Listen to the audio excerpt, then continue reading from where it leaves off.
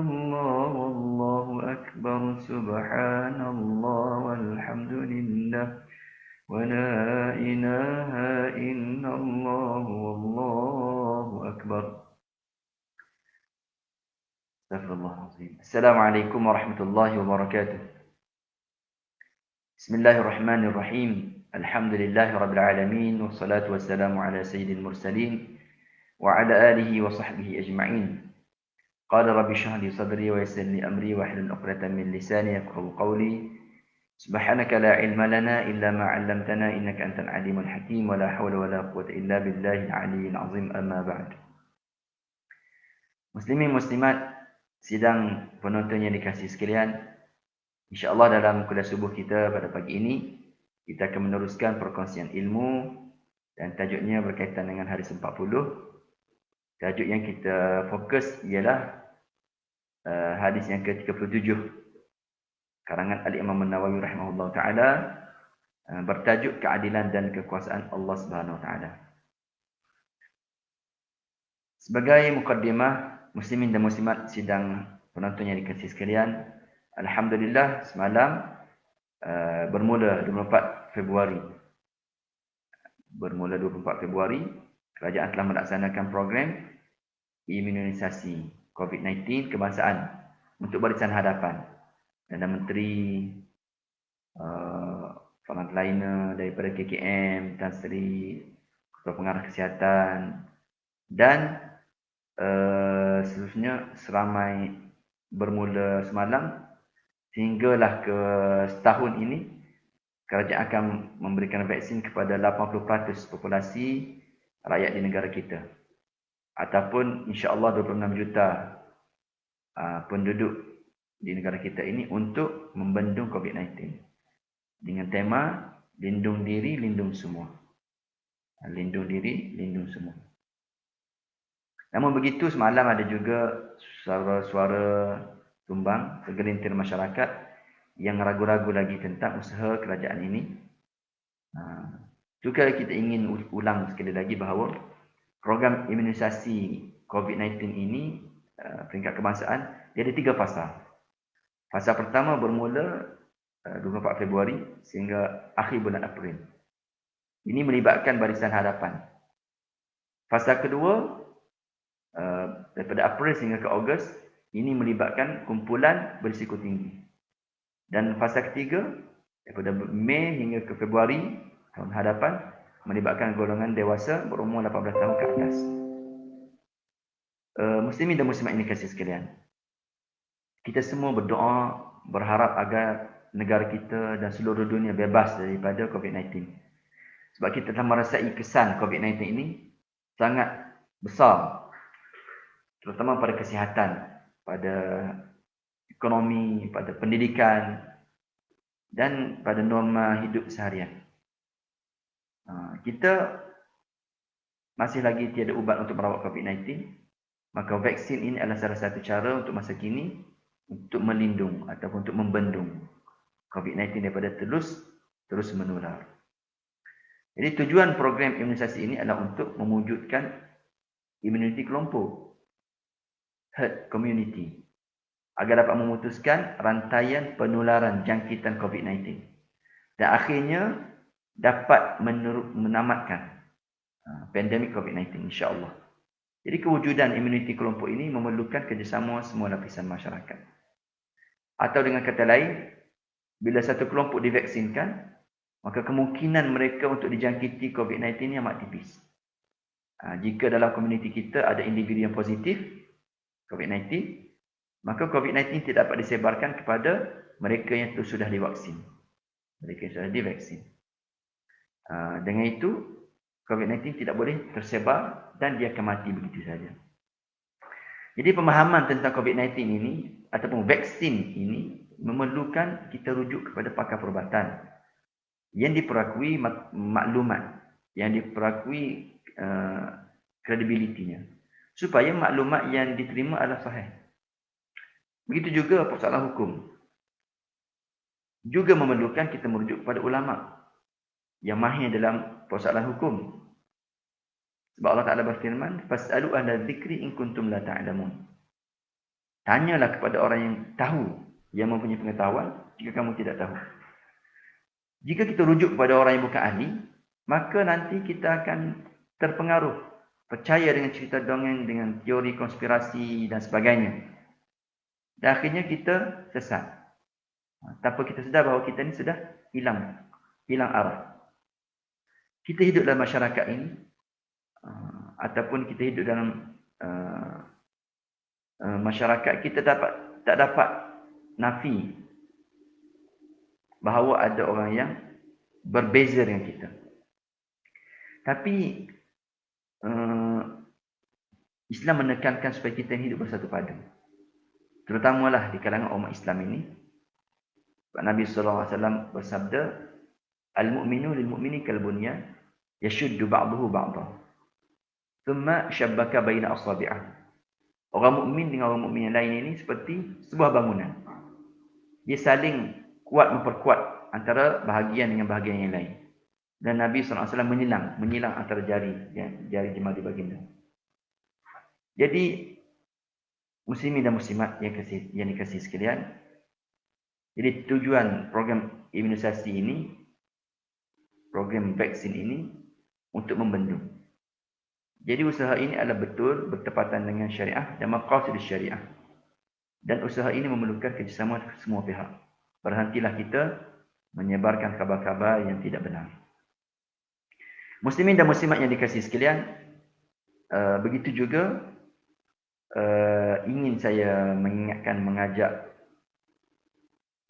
kepada kebaikan kerana kita berada bulan Rajab, bulan Syahrul Haram. Dan hari ini kita berada pada 13 Rajab.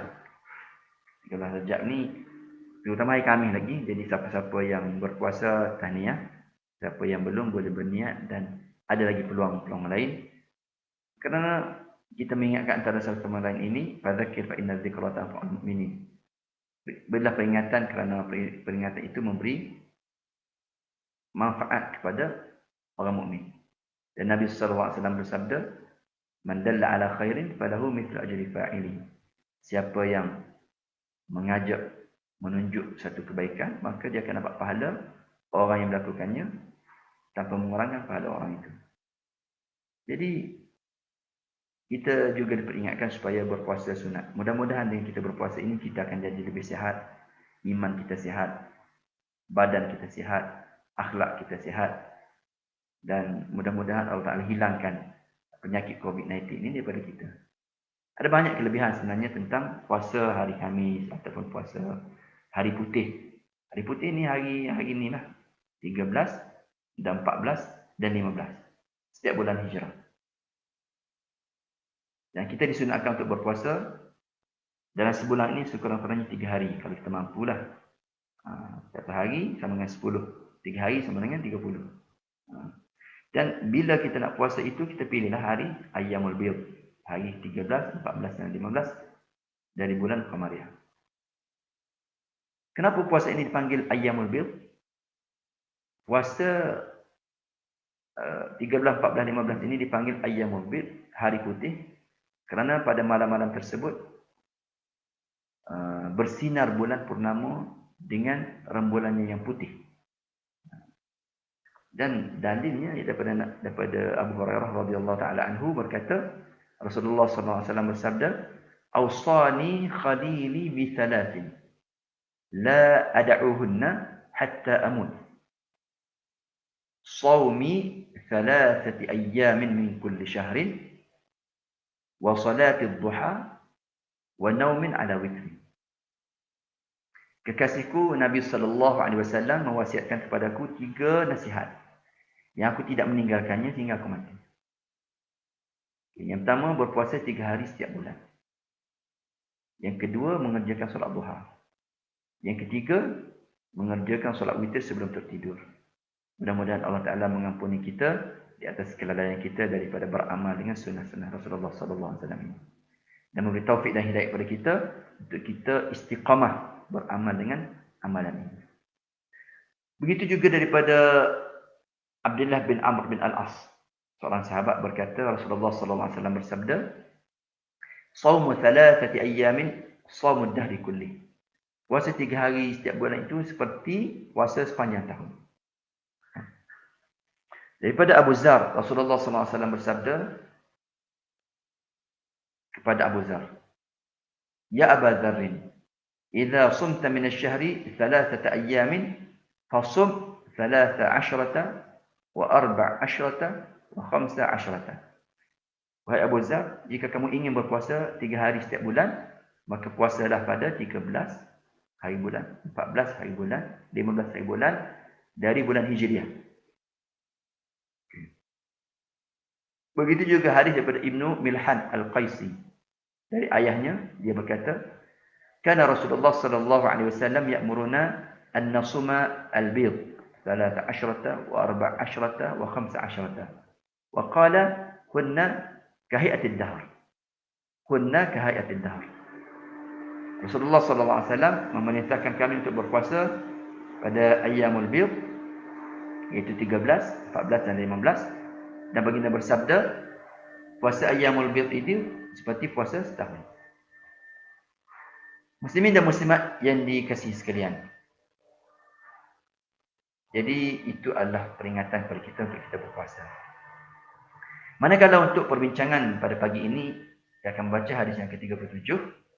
Hadis yang diriwayatkan daripada Ibnu Abbas radhiyallahu taala anhuma, an Rasulullah sallallahu alaihi wasallam fima yarwihi an Rabbi tabaraka wa ta'ala qala, "Inna Allah kataba al-hasanati was-sayyi'ati thumma bayyana faman hamma bihasanatin falam ya'malha katabahu Allah 'indahu hasanatan kamilah wa in hamma biha fa'amilaha kataballahu 'indahu 10 hasanatin ila 700 dhi'fin ila ad'afin katsirah wa in hamma bisayyi'atin falam ya'malha katabaha Allahu 'indahu hasanatan kamilah wa in hamma biha fa'amilaha katabaha Allahu sayyi'atan wahidah."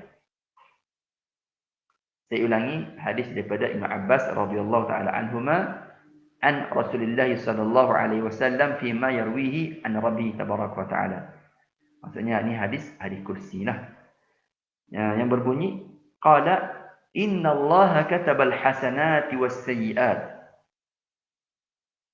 thumma bayyana faman hamma bisahbi hasanatin falam ya'malha katabaha Allahu 'indahu hasanatan kamilah wa in hamma biha fa'amilaha katabaha Allahu 'indahu 10 hasanatin ila 700 dhi'fin ila ad'afin katsirah wa in hamma bisayyi'atin falam ya'malha katabaha Allahu 'indahu hasanatan kamilah wa in hamma biha fa'amilaha katabaha Allahu 'indahu sayyi'atan wahidah.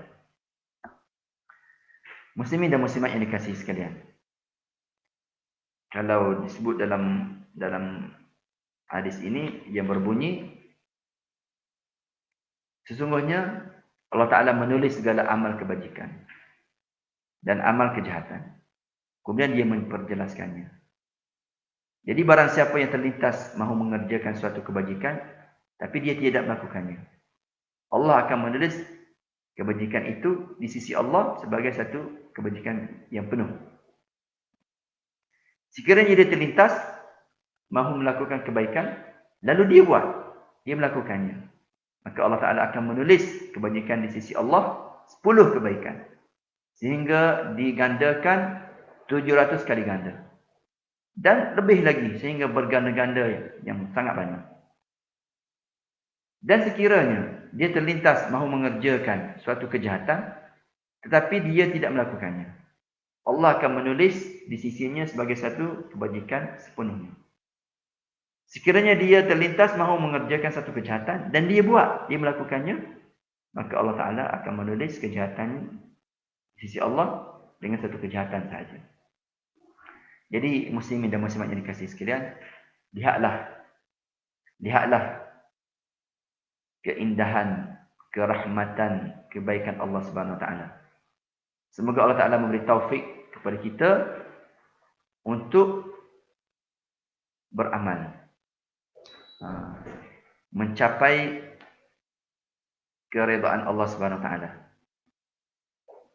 Kalau kita tengok lafaz indahu di sisinya, ini berarti di sisi Allah, menunjukkan inayah Allah terhadap kita.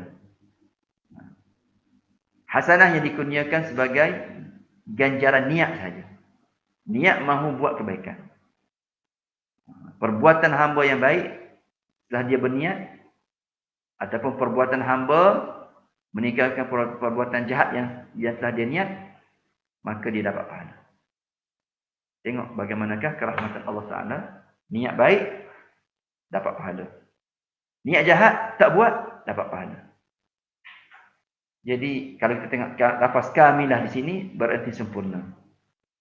Tujuannya untuk menegaskan dan menunjukkan bahawa kuatnya bantuan Allah, inayah Allah, hasanah yang dikurniakan sebagai ganjaran niat hamba yang mahu berbuat kebaikan.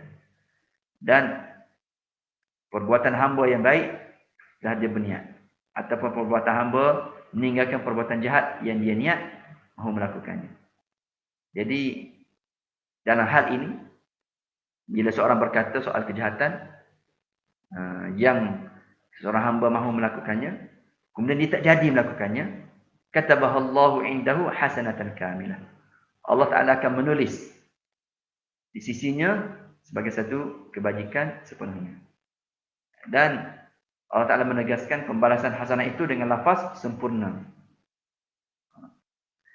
Kemudian ungkapan berikutnya, wa in hamma wa in amilaha katabaha sayyi'atan wahidah.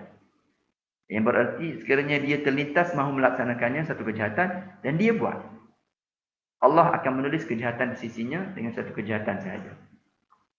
Tapi jangan kita pun kata tak apa, sikit je satu. Tapi kalau sikit demi sedikit, hari demi hari, dia akan jadi banyak. Dia akan melahirkan titik hitam yang akan menutup hati kita. Jadi Allah Ta'ala menegaskan gambaran menyedikitkan balasan dosa dengan diberikan sifat satu. Alhamdulillah, segala puji bagi Allah di atas kurniaan yang tak mampu kita hitung. Dan kalau kita hitung, tak mampu. Wa in ta'udu ni'matallahi la tuhsuha. Kalau kamu ingin menghitung nikmat Allah, kamu tidak akan mampu. Muslimin dan muslimat yang dikasihi sekalian, apakah pengajaran pada hadis ini? Banyak pengajaran yang dapat kita lihat daripada hadis ini. Antaranya Allah Ta'ala sebagai Tuhan yang maha adil. Amat adil lagi amat pemurah. Dia akan membalas satu perbuatan baik dengan 10 kebajikan. Dan hanya membalas satu maksiat dengan satu dosa. Satu kebajikan yang terlintas di hati seseorang tanpa dilaksanakan, Allah tetap mengurniakannya satu pahala. Sedangkan kalau seorang hamba berniat mahu melakukan maksiat, dia tidak akan diberikan dosa.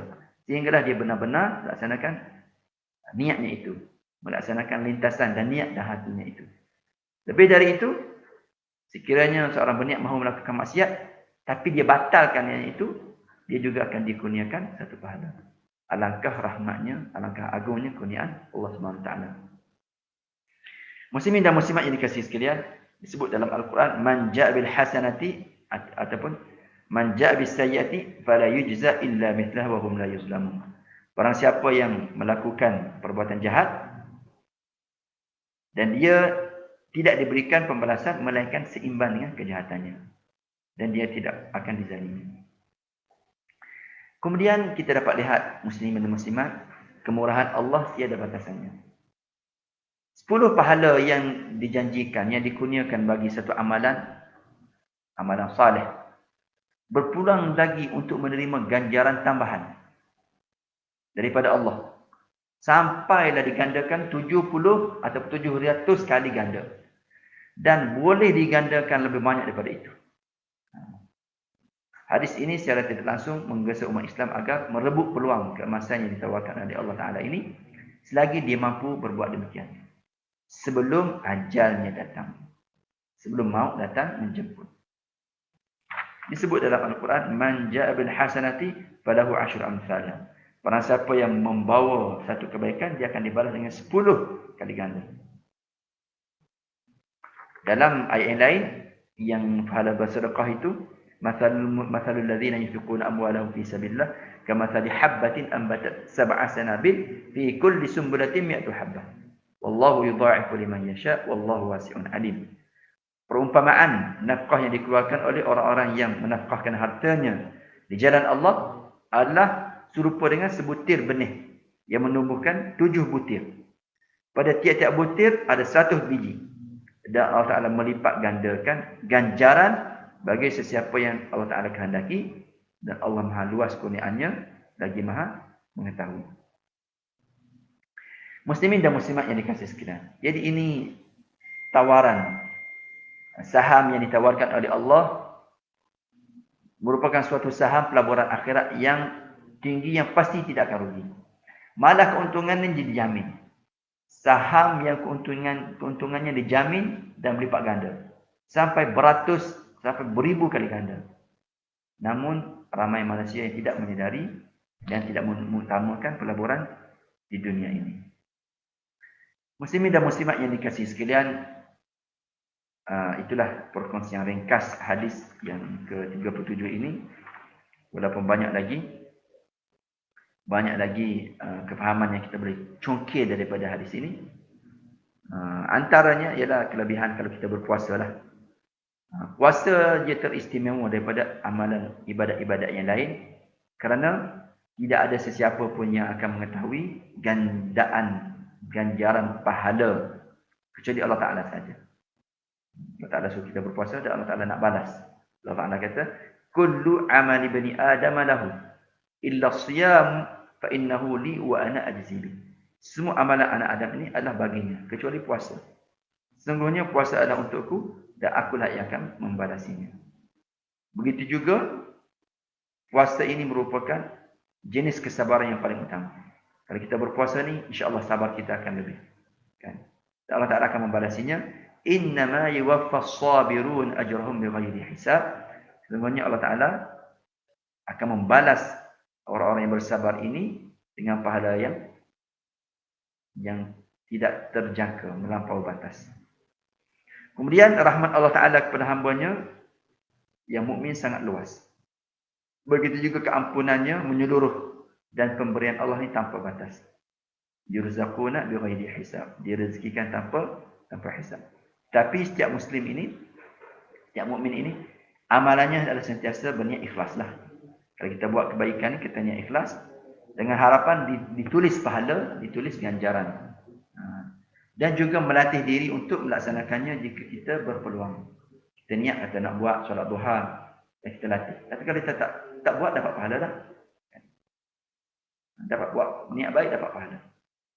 Dan ikhlas dalam melakukan ketaatan dan meninggalkan maksiat.